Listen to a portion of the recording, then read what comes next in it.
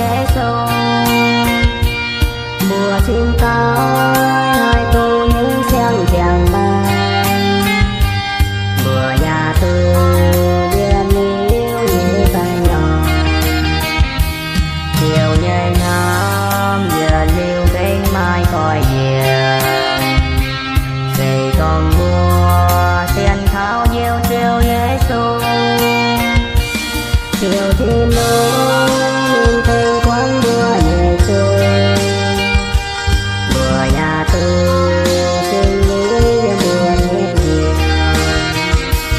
mùa ỏi thu nam nghĩa hàng tiêu nam mùa, vời ngàn niên xây dựng tiêu thiên hùng tai.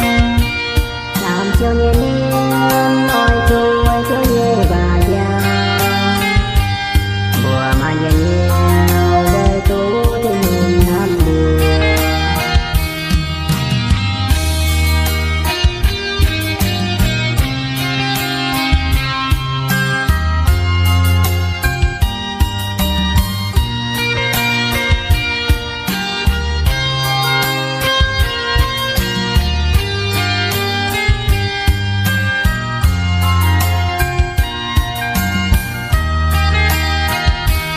Chiều nhẹ